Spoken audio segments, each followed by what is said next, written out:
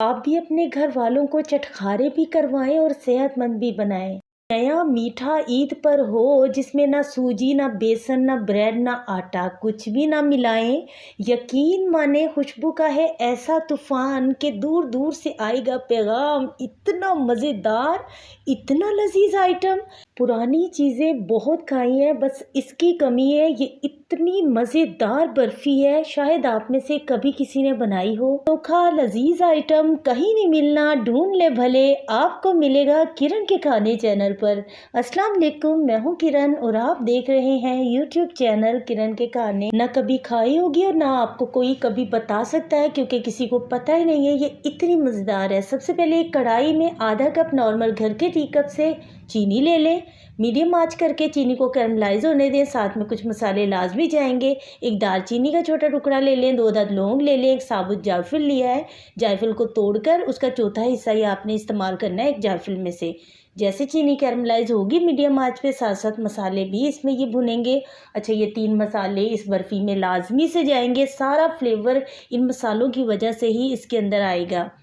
अब आज की बर्फ़ी में बेसन, सूजी, मैदा, आटा वगैरह और या ब्रेड वगैरह का कोई काम नहीं है। इतनी सिंपल और इतनी डिलीशियस बनती है कि आप भी बार बार ही बनाना पसंद करेंगे। देखिए, यहाँ पर चीनी अच्छी तरह कैरमलाइज हो गई है और मीडियम आंच पे बहुत जल्दी हो जाती है। आपने परेशान बिल्कुल नहीं होना।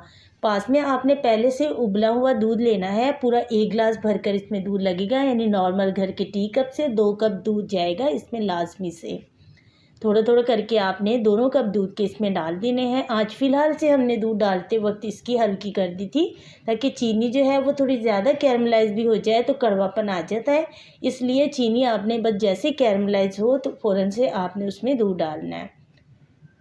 यहाँ पर दूध डालने के बाद अच्छी तरह आप मिक्स करेंगे। अच्छा, पहले भी मसाले चीनी कैरमलाइज होते हुए भी इसमें पके हैं और साथ में अब ये दूध के साथ भी ये मसालों का जितना भी अर्क है वो इसमें सारा आ जाएगा। जब तक हमने इसे पकाना है इसमें मसाले भी पकते रहेंगे, अर्क इसका हमें सारा चाहिए इसके अंदर। तो यहाँ पर चूल्हे की आंच आपने बिल्कुल स्लो करनी है, क्योंकि 2 कप ही दूध है तो ये एकदम से जो है वो ड्राई ना हो जाए। इसलिए आपने इस जगह पर चूल्हे की आंच हल्की रखकर इसे पकाना है। और हल्की आंच पर जब इसे पकाएंगे आप, सिर्फ 5-6 मिनट तक ही आपने पकाना है और जितनी हो सके हल्की आंच पर पकाइएगा। उसके बाद इसे किसी भी प्याले में भरकर अलहदा से ढककर रख लीजिएगा। मसाले सारे उसमें से आपने निकाल देने हैं, क्योंकि हमें सिर्फ मसालों का अर्क चाहिए था। उसके बाद हमने उसी कढ़ाई को वापस से साफ़ कर लिया है। नॉर्मल घर के टी कप के हिसाब से आप ये मुकम्मल रेसिपी बना सकते हैं बगैर परेशानी के। 1 कप हमने यहाँ पर चीनी लिया है तो उसमें बराबर उतना ही पानी जाएगा आज की चाशनी में। तो 1 कप ही पानी डाला है। साथ में 1 ड्रॉप्स इसमें हमने लेमन फूड कलर का डाल दिया है। हो तो डाल लीजिएगा, वरना आप इसे बिल्कुल स्किप कर सकते हैं। बिल्कुल भी ये ज़रूरी नहीं है, बस इससे कलर ज़रा खूबसूरत आ जाता है।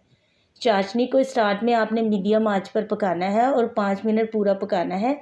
5 मिनट पकने के बाद आप देखिएगा कि चाशनी चिपचिपी बनकर तैयार हुई है। अगर नहीं हुई है तो मज़ीद इसे 2 मिनट और पका लीजिएगा।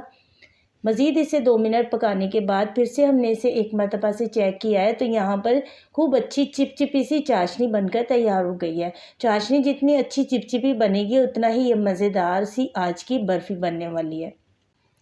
चाशनी यहाँ पर बिल्कुल तैयार है और इस जगह पर हमने चूल्हा बंद कर दिया। इसे किसी भी ऐसे बर्तन में आपने निकाल कर रख लेना है, जिसमें कि वापस से जब हम इस चाशनी का इस्तेमाल करेंगे तो वापस से हमें इसे गर्म करना है। तो इस कढ़ाई को हमने फिर से साफ़ कर लिया है और सारी चीज़ें इसी में हम तैयार कर रहे हैं आज। अब यहाँ पर हमने नॉर्मल घर के टी कप से लगाएंगे तो पूरा 1 कप घी है हमने यहाँ पर प्याले में डाला हुआ है। देखिए, सारी चीज़ें हम इस प्याले के ही हिसाब से ले रहे हैं। तो आप नॉर्मल घर के टी कप से भी बना सकते हैं इस रेसिपी को, या फिर जो भी आपने बर्तन सेलेक्ट करना है तो फिर उससे बाकी सारी चीज़ें जाएंगी। ठीक है, तो यहाँ पर हमने 1.5 प्याला भर के मकई का आटा लिया है। आटे को आपने पहले छान लेना है और मकई के आटे से ये आज की रेसिपी बना रहे हैं हम। यकीन माने इंशाल्लाह ताला कि आप सूजी, मैदा, बेसन वगैरह की बर्फ़ी हो या फिर हलवा हो भूल जाएंगे। इतना मज़ेदार, इतना लजीज बनता है। हल्की सी आंच पर आपने इसे अच्छी तरह से भूनना है यहाँ पर। और यहाँ पर आपने जल्दी बिल्कुल नहीं करना, बहुत हल्की आंच पर भूनिएगा।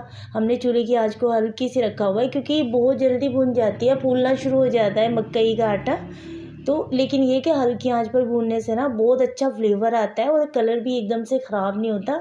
तो ब्लैक कलर में हमने इसे नहीं करना, बल्कि हल्के हल्के से इसे भूनेंगे ताकि खूब अच्छी तरह भुन भी जाए, खुशबू भी अच्छी सी आए और कलर भी इसका ख़राब ना हो।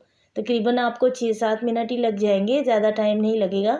उसके बाद जो हमने चीनी का कैरेमल सॉस बना कर रखा था वो इसमें डालेंगे, और इस जगह पर भी हमने चूल्हे की आंच को हल्का ही रखा हुआ है, यानी उतनी आंच आपने रखनी है जिस आंच पर आपने मकई के आटे को भूनना है, उतनी ही आंच रखिएगा। इसे डालने के बाद इसे जैसे आप मिक्स करेंगे बिल्कुल बुरादी की तरह का बनकर तैयार हो जाएगा, एकदम से इसमें गाढ़ा हो जाएगा, इस तरह से ये बन जाएगा। तो सारा जो भी प्याले पर लगा होता है ना, सारा ही हमने इसमें डाल दिया, बिल्कुल थोड़ा सा भी कोई चीज़ ज़ाया नहीं करनी है इसमें बिल्कुल। और इस जगह पर हम जब देखेंगे अच्छी तरह से ये मिक्स हो गया है, तो हमने ले लिया है मिल्क पाउडर। तकरीबन 6 बड़े चम्मच भरकर आपने मिल्क पाउडर लेना है। मिल्क पाउडर डालने के बाद अच्छी तरह मिक्स कर लेना है, और यहाँ पर इस जगह पर अब हमने चूल्हा बंद कर देना है। जो चाशनी हमने पहले से तैयार करके रखी थी उसे हमने चूल्हा ऑन करके ना बराबर वाले चूल्हे पर अच्छी तरह गर्म कर लिया, ठीक है। उसे एक उबाल सा दिलवा लेना आपने, खूब अच्छी तरह तेज़ गर्म कर लेना है। और इस जगह पर मिल्क पाउडर इसमें जबकि मिक्स हो गया है, तो अब हम करने लगे हैं चूल्हा बंद, क्योंकि इस जगह पर जब हम इसमें चाशनी डालेंगे तो चूल्हा बंद ही करना है हमने। चूल्हा जलाकर इसमें चाशनी का इस्तेमाल नहीं करना, ठीक है। तो यहाँ पर गर्मा गर्म उबलती हुई चाशनी इसमें डाल देंगे हम। देखें, दोबारा से उबाल दिलवाया और चाशनी हमारी खूब अच्छी चिपचिपी है। जितनी अच्छी चिपचिपी चाशनी होगी ना, उतनी ही मज़े की बनकर तैयार होगी। चाशनी डालने के बाद कढ़ाई इतनी ज़्यादा गर्म है, और ये जो मिक्सचर था वो इतना ज़्यादा गर्म है कि चाशनी के साइडों पे छोटे छोटे बबल्स बनते हुए नज़र आ रहे हैं। इसमें थोड़ी सी सब्ज़ इलायची को पीसकर उसका पाउडर डाल लीजिएगा लास्ट में, क्योंकि जब भी सब्ज़ इलायची का आपने इस्तेमाल करना है हलवे में या बर्फ़ी में, लास्ट में कीजिएगा। लास्ट में होता ये है कि बहुत ही अच्छी सी खुशबू आ जाती है, फ्लेवर बहुत अच्छा हो जाता है। अच्छी तरह से मिक्स कर लेंगे। अब ये गर्मा गर्म है और यहाँ पर हमें इंतज़ार बिल्कुल नहीं करना, क्योंकि सेट हो जाएगी बिल्कुल बर्फ़ी की तरह। ये एक ऐसी मिठाई है, ऐसा मीठा बनकर तैयार होता है, ना ये ज़्यादा सख्त है ना ये ज़्यादा नरम है।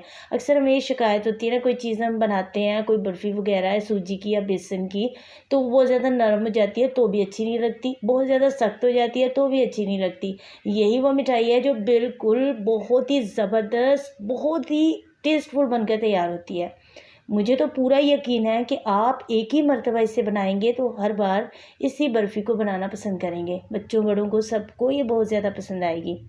इसके पहले से हमने कट्स लगा लिए थे इसमें। जब हमने इसमें डिश में निकाला तो इसमें आपने गरम में ही जो है ना वो इसकी हल्के हल्के कट्स लगा लेने हैं। उसके बाद इसके पीसेस निकालना आपके लिए और आसान हो जाएगा। बस रूम में ही आपने ऊपर से ढककर इसे 1-2 घंटे के लिए छोड़कर भूल जाना है। 1-2 घंटे के बाद ये बिल्कुल इस तरह की बनकर तैयार हो जाएगी। रूम में रखें। अब तो गर्मी का मौसम है तो इसे फ्रिज में आप किसी भी डब्बे में डालकर अच्छी तरह पैक करके फ्रिज में रखना है आपने इस मिठाई को। बहुत ही मज़ेदार बनती है, यकीन माने। आप जब बनाएंगे इंशाल्लाह ताला तो आपको बहुत पसंद आएगी। उम्मीद करती हूँ आज की रेसिपी आपको अच्छी लगी होगी। अगर अच्छी लगी है तो एक प्यारा सा कमेंट्स कीजिएगा, हमारी रेसिपी को ज़्यादा से ज़्यादा शेयर कर दीजिएगा। Thank you for watching. अल्लाह हाफिज़।